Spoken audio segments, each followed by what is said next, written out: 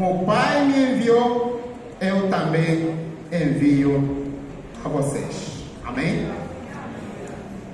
Na Bíblia Sagrada temos 4 evangelhos.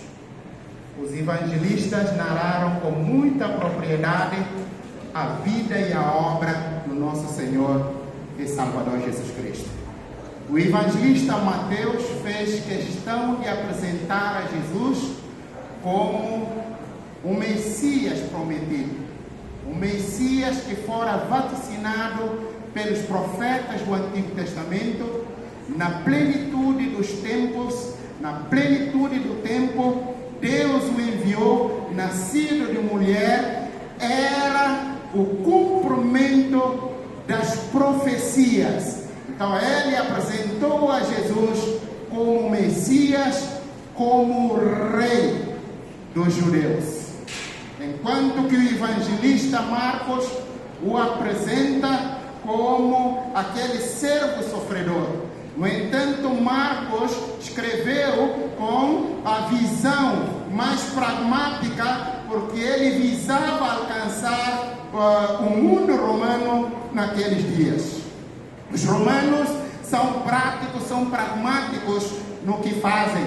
Então, era também criaturas de Deus, e a mensagem do Evangelho, a mensagem da Palavra de Deus, a Bíblia Sagrada, em particular os Evangelhos, não tem fronteiras.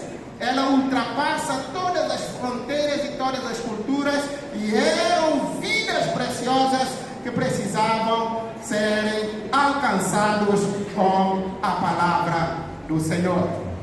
Enquanto que o evangelista Lucas apresentou a Jesus como o Filho do Homem que veio a este mundo. E Lucas escreveu visando também os gregos, a cultura grega, a cultura helênica. Os gregos deixaram a marca na história. Os gregos abraçaram a racionalização, a lógica. Eles questionam tudo, através da argumentação, da retórica. Então, Lucas escreveu com muita propriedade de detalhes, com profundidade, de uma forma dissertativa, para convencer o mundo grego que Jesus Cristo realmente, Ele é o Filho do Homem que veio para morrer e salvar todo pecador. Ele veio para salvar os pecadores. Enquanto que o evangelista João é um evangelho diferenciado. Os primeiros 3 na teologia chama-se evangelhos sinópticos, porque tiveram a visão conjunta, visão comum, visão parecida. Eles falaram de fatos iguais, semelhantes em seu conteúdo. Enquanto que o evangelista João é um evangelho diferente. Ele começou a narrar, falando da origem de Jesus Cristo, falando da sua procedência, falando que Ele é divino, que Ele veio também para salvar. Mas, no entanto, o objetivo de João era apologética, a defesa da fé, porque na altura havia a filosofia, que é chamada filosofia gnóstica, que dizia que a matéria era má.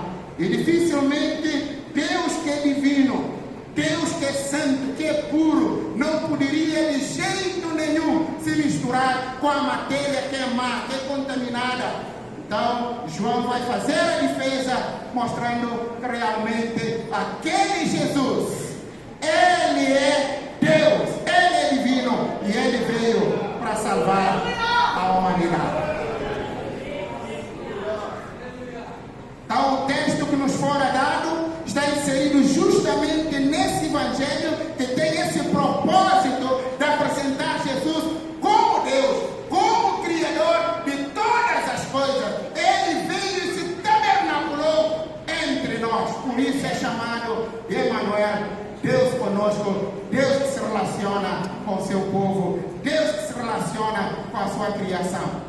Então, tanto a filosofia deísta não poderia ter lugar, porque Deus é um Deus transcendente, mas Ele também é um Deus imanente. Ele está longe, sim, mas também está perto, próximo, está nos corações de cada um de nós.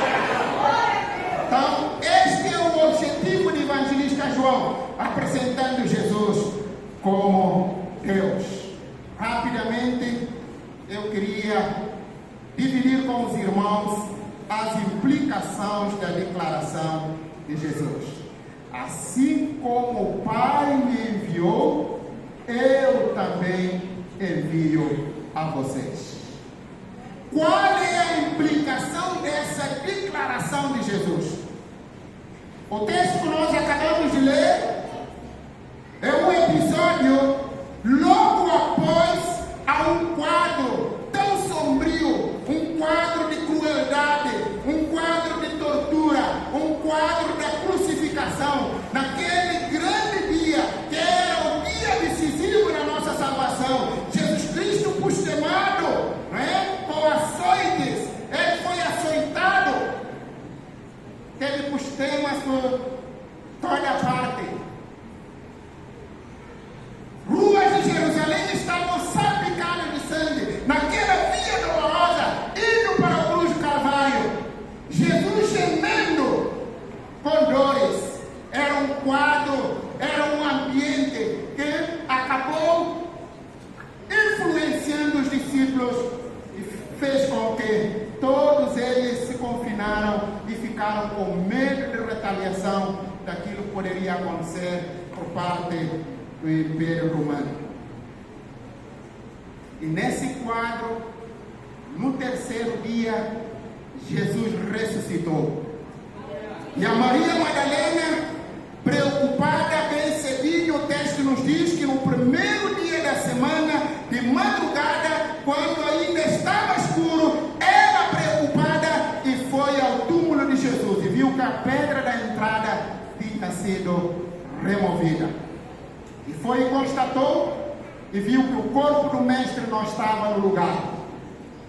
E consequentemente, ela voltou e testemunhou aos discípulos, Pedro e João, Simão Pedro.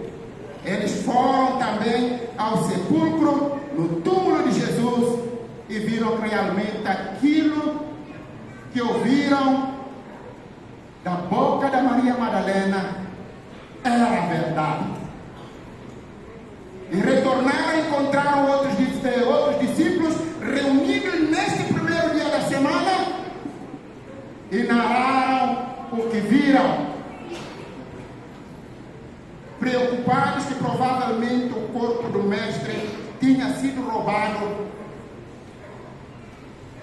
por alguém que eles não sabiam, mas que era impossível, porque 16 soldados eram soldados de elite que estavam ali aguardando a sepultura, fazendo a segurança para que os discípulos não roubassem o corpo como inventaram na altura.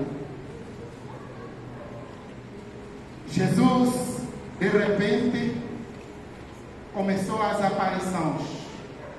Estavam todos reunidos no mesmo lugar, preocupados, pensativos. Se calhar uns começaram a indagar o que vai acontecer, o que será de nós de agora em diante. O nosso mestre foi morto, foi sepultado, o corpo dele agora desapareceu, não sabemos. Eles tinham esquecido de todos os ensinamentos que Jesus tinha ensinado. E de repente, naquele culto, Jesus apareceu e disse: paz seja convosco. Paz seja convosco. Assim como o Pai me enviou, eu também envio a vocês. E logo em seguida, o texto nos diz que ele soprou sobre eles o Espírito Santo. Interessante isto, porque a obra de Deus não pode ser realizada sem a dependência do Espírito Santo. A obra missionária precisa ser realizada sob a égide do Espírito Santo. Então Jesus soprou o Espírito Santo sobre eles. Então, a primeira implicação que eu gostaria de compartilhar desta declaração de Jesus é a implicação missional.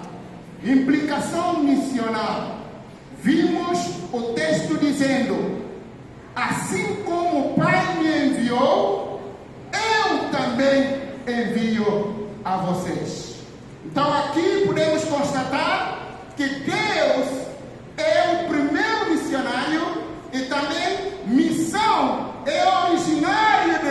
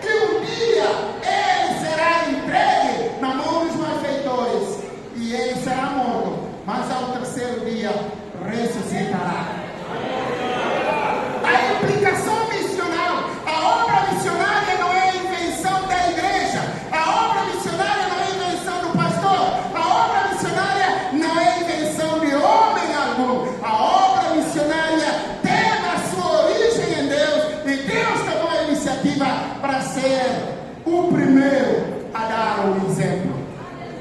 E ele enviou Jesus para morrer, para salvar toda a humanidade. Precisamos entender que a obra missionária faz parte do DNA de Deus. Se a obra missionária faz parte do DNA de Deus, nós somos filhos de Deus. Se somos filhos de Deus, é porque a obra missionária deve estar impregnado em nós, no nosso DNA, porque somos filhos de Deus, regenerados, comprados com alto preço, ali na cruz do Calvário, e hoje nós somos da família de Deus. E se somos filhos de Deus, devemos abraçar os negócios do nosso Pai. Se somos realmente filhos de Deus, devemos abraçar o projeto do nosso Pai. Qual é o projeto do nosso Pai? É a obra missionária. Qual é a razão da existência da igreja? É a obra missionária. Por isso que Jesus disse: assim como o Pai me enviou, eu também envio a vocês. A primeira implicação é a implicação missional. Certa feita Jesus disse: ide por todo o mundo e pregai o Evangelho a toda criatura. Ide por todo o mundo e pregai o Evangelho a toda criatura. Deus enviou Jesus, e Jesus envia a igreja, e o Espírito Santo assiste a igreja em todas as suas necessidades e em todas as suas jornadas. A igreja foi dada a tríplice missão para cumprir neste mundo. A primeira missão é uma missão voltada a Deus, é uma missão de adoração, é uma missão de estar sob a dependência de Deus inteiramente, para o servir. E a segunda missão que a igreja recebeu é uma missão voltada a ela mesma, nós cuidando um dos outros. E a terceira missão é a missão voltada para o mundo. A igreja é assente em cima de 5 pilares. 5 pilares são pilares fundantes da igreja. Os fundamentos da igreja se assentam nesses 5 pilares. A primeira delas é a adoração.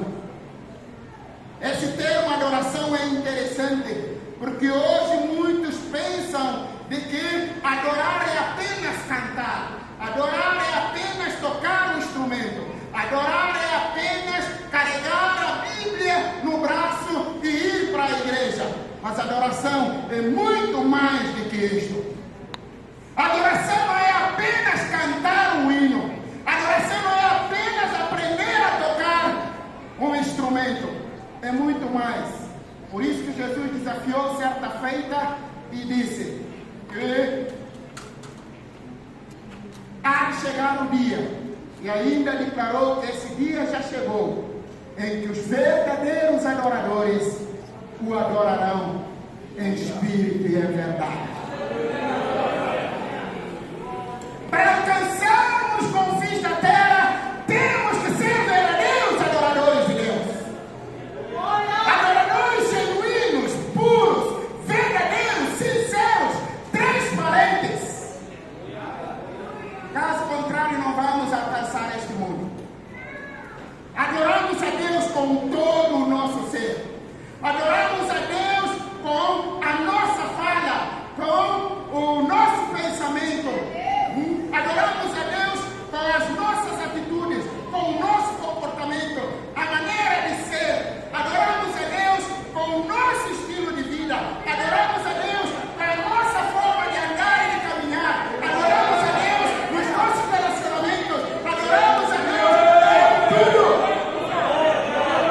No trabalho, na faculdade, nas academias, independentemente de onde você estiver, você deve ser um adorador. Se você for um adorador,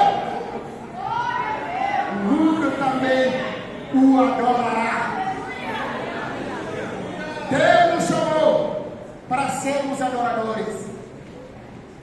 Esse é o primeiro pilar. É de onde nos veio a palavra em português liturgia.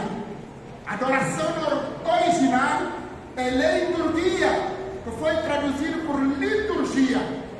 Cada ajuntamento nosso, cada culto tem uma programação, tem uma liturgia que nos orienta. Significa que a adoração aqui na igreja é desde o momento que nós oramos, lemos a palavra, cantamos um hino, levantamos as ofertas, dizimamos, pregamos, ensinamos, demos testemunho. Tudo isso faz parte do pacote que é chamado de adoração. Jesus nos chamou para realmente sermos verdadeiros adoradores. E o segundo pilar da igreja, segundo pilar fundante da igreja é didascalia, no grego que significa ensino. Uma igreja só vai ser forte e triunfante. Uma igreja só vai prosperar. Uma igreja vai ser vitoriosa se nós abraçarmos o ensino. É desta mesma palavra que nos veio o termo atualmente, que é a didática. E também a pedagogia são palavras correlatas da origem dessa palavra, que é o didaquê, o ensino. O ensino é importante e é fundamental. E um outro pilar é o testemunho, martíria. E um outro pilar é a comunhão. E o último pilar é serviço. Talvez ao longo da explanação eu voltarei tocando em cada um desses pilares. Mas saiba que a obra missionária foi criada por Deus. Deus é a origem de missão. E Jesus foi enviado. E Ele envia a igreja. Amém? A segunda implicação que podemos destacar da declaração de Jesus é a implicação restaurativa. A implicação restaurativa.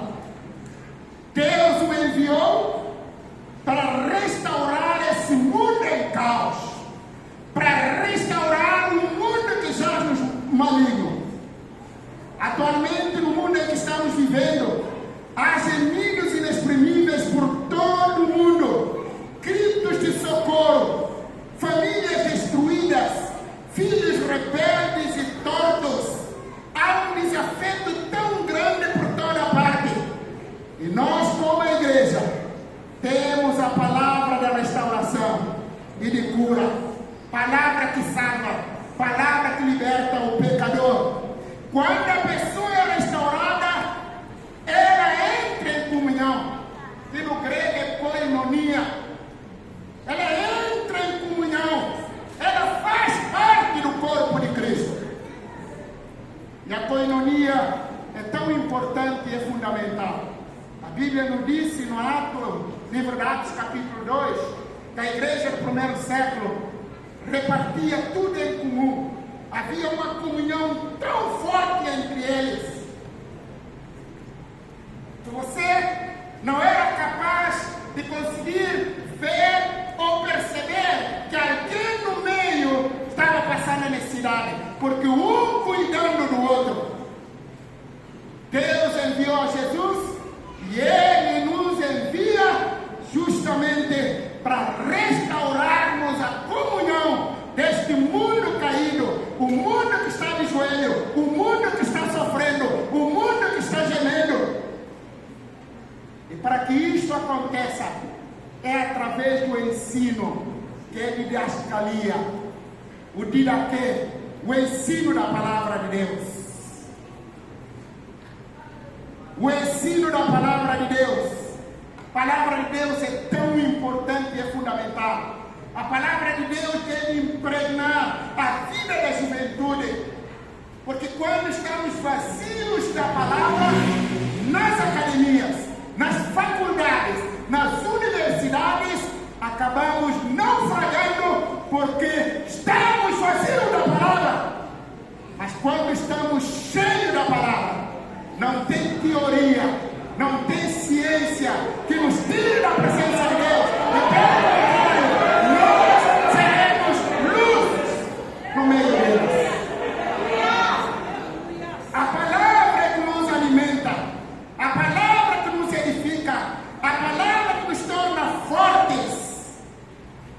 Quando estamos cheios da palavra, quando vamos abrir a boca para cantar, cantamos a palavra. Quando estamos cheios da palavra, quando vamos abrir a boca para orar, oramos a palavra. Quando estamos cheios da palavra, quando vamos abrir a boca para ensinar, ensinamos a palavra. Com muita propriedade, com profundidade.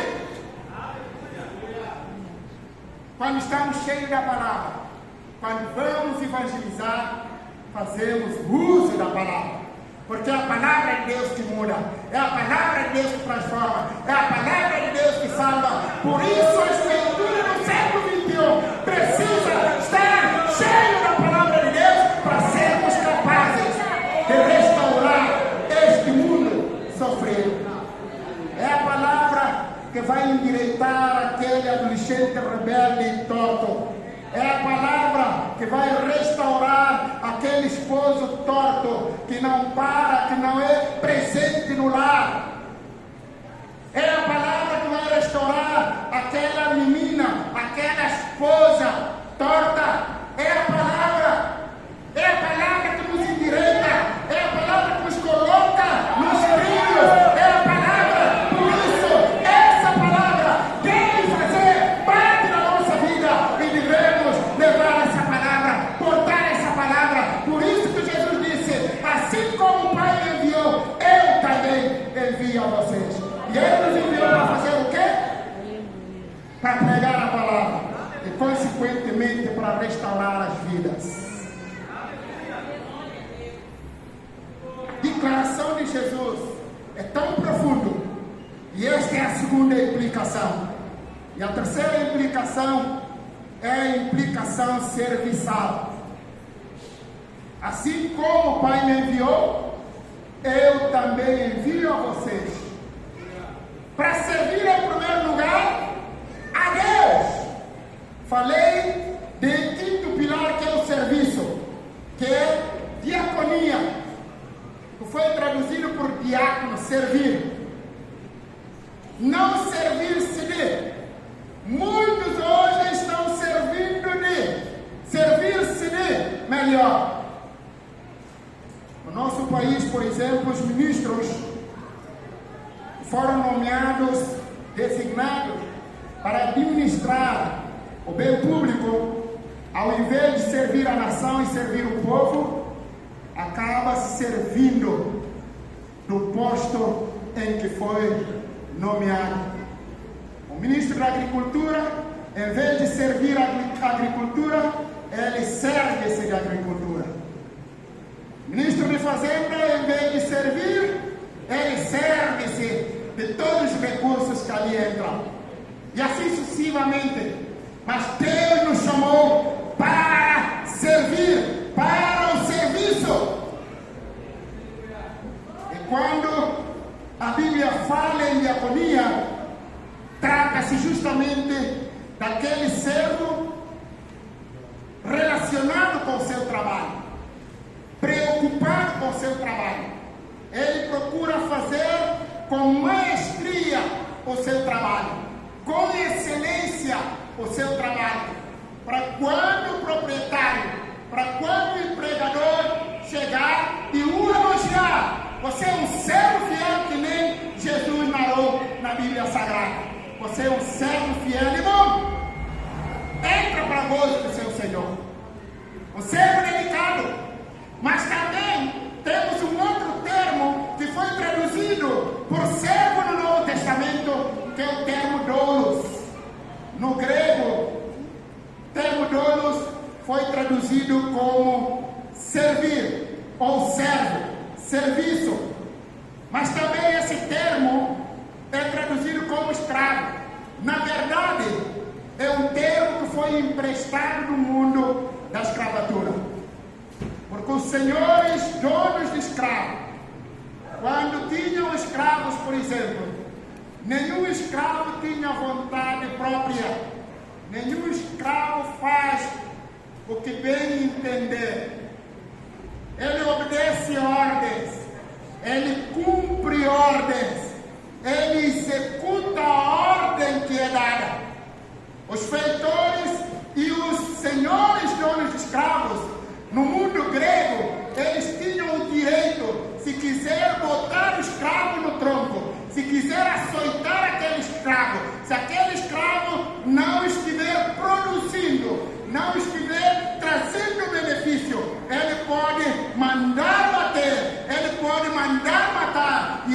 pode vender, inclusive, para mandar embora, porque aquele escravo está sendo inútil para ele. Porque ele é o dono. Sendo o dono do escravo, ele tem todo o direito acima do escravo e faz o que bem entender, porque aquele escravo é propriedade dele. Por isso a preocupação de Paulo com Onésimo, quando se converteu ali no calabouço, ele se preocupou a enviá-lo de volta ao seu dono. Esse termo que foi emprestado pelo apóstolo Paulo. O apóstolo Paulo se identificava como doulos. Em Filipenses 1:1, ele disse: eu, Paulo e Timóteo, servos do Deus Altíssimo. Então o termo que ele usou é doulos, escravo. E isso também tem implicação. Quando somos escravos, quando somos servos, no sentido de doulos, não temos a vontade própria.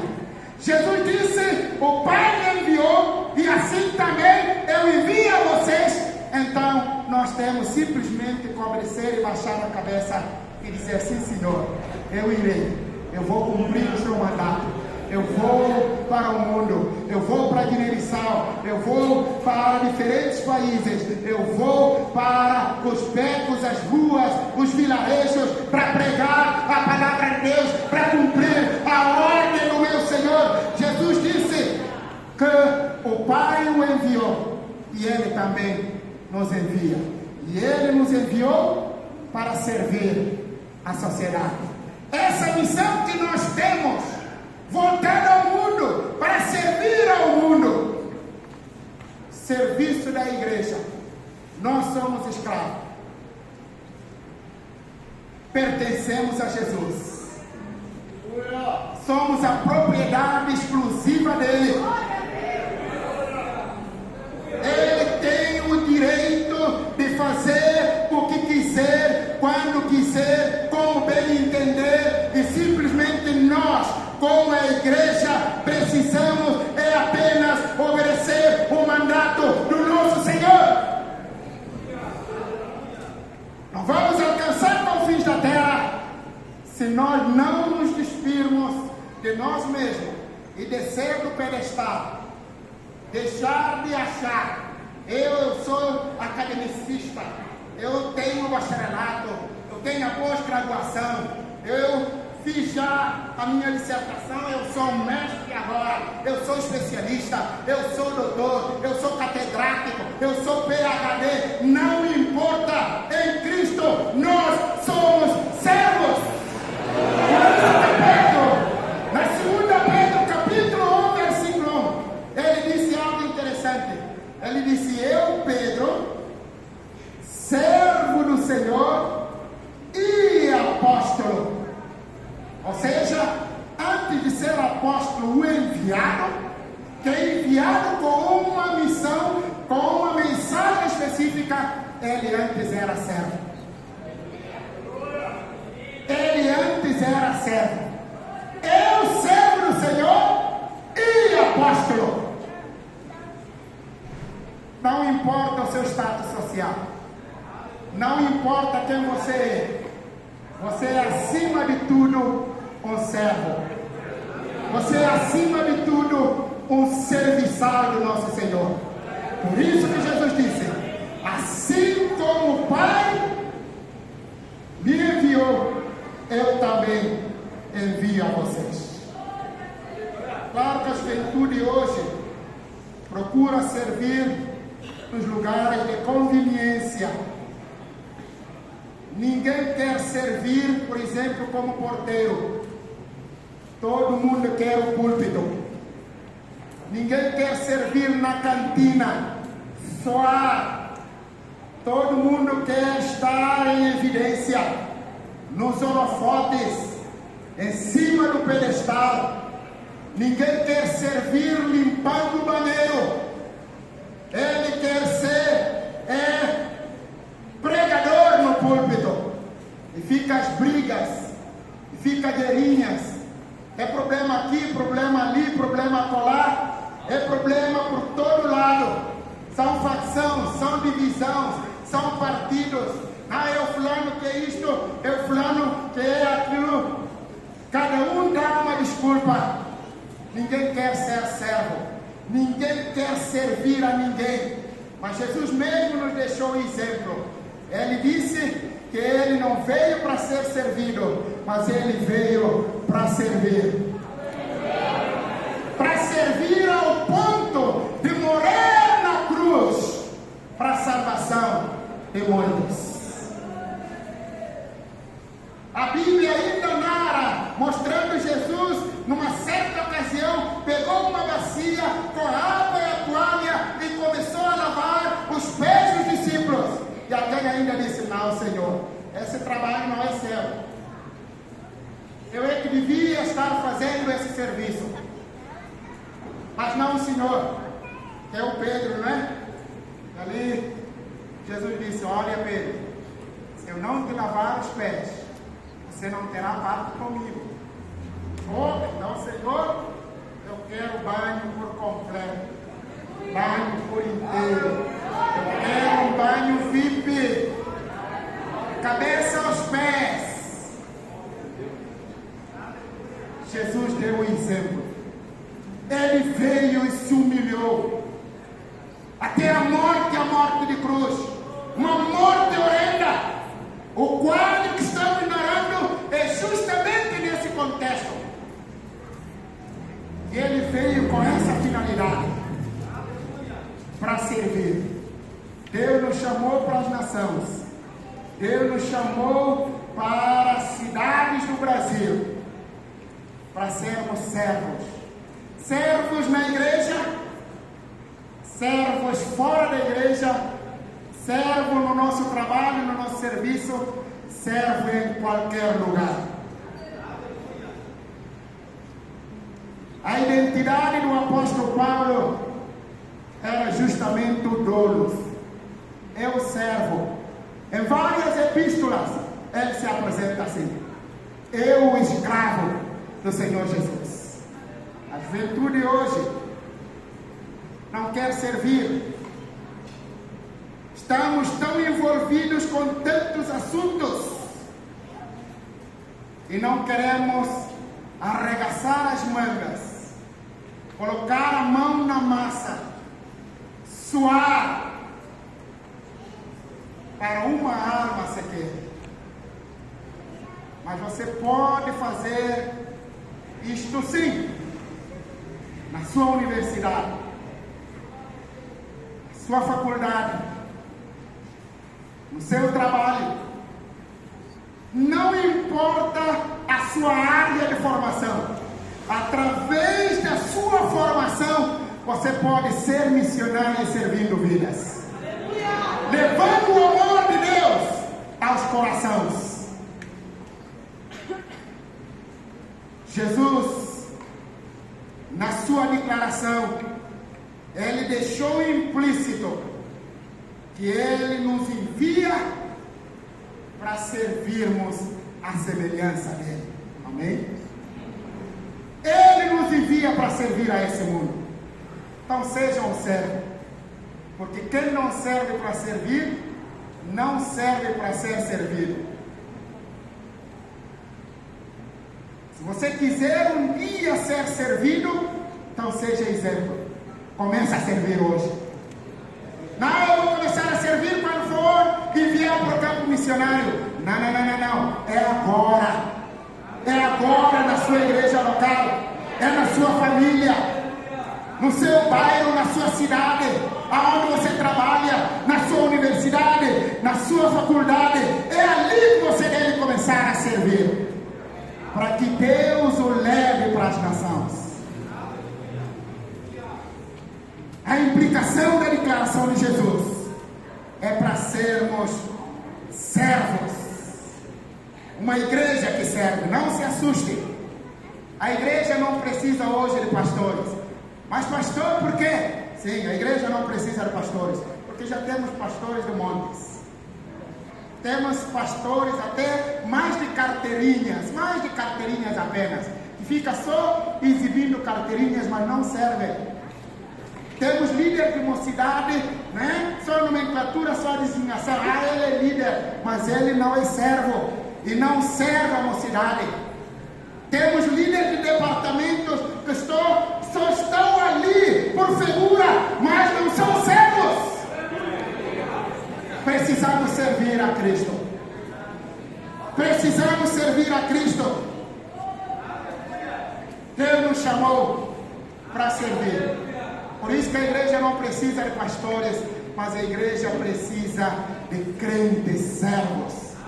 Se o pastor for um servo, se o obreiro for um servo, se o diácono é um servo, se os cooperadores forem servos, se a igreja toda é serva, vamos alcançar este mundo.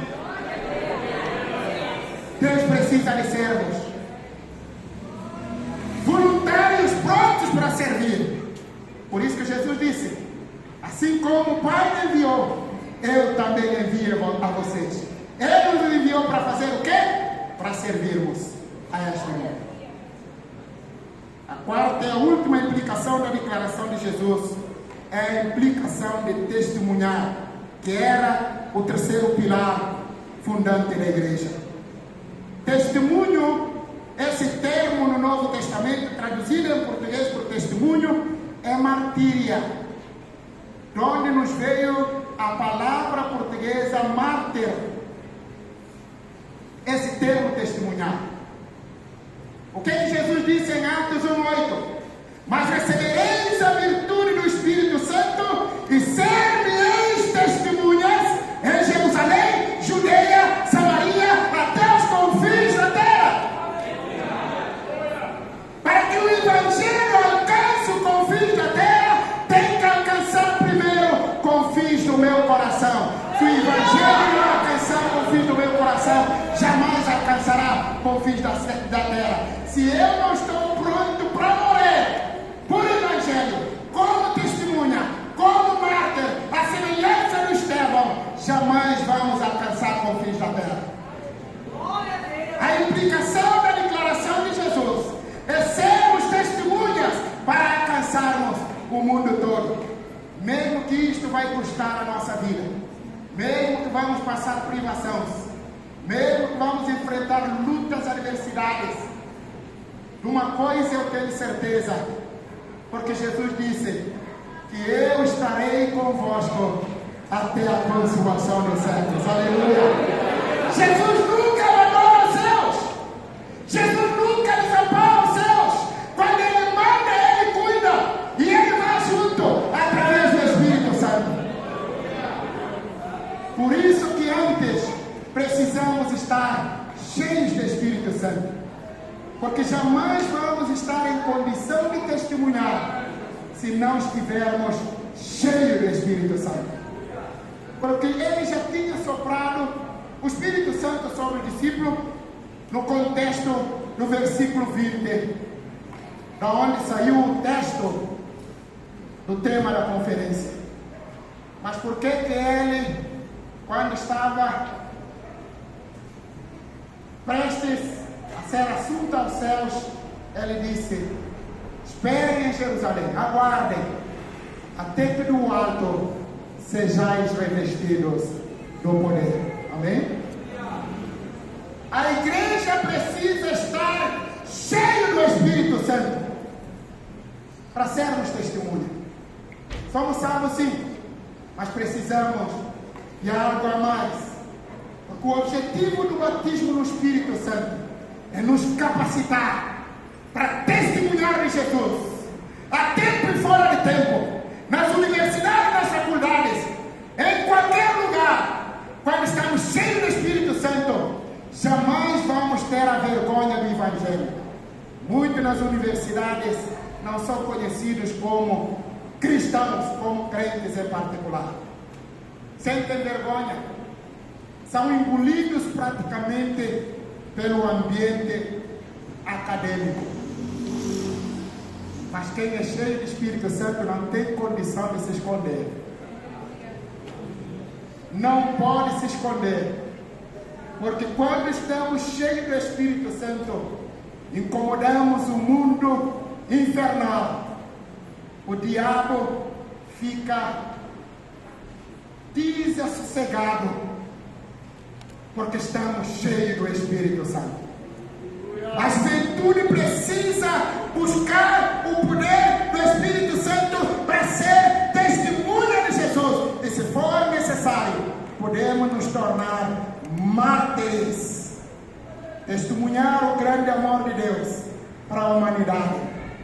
A Bíblia diz que Deus amou o mundo de tal maneira que deu seu Filho unigênito, para que todo aquele que nele crê não pereça, mas tenha a vida eterna.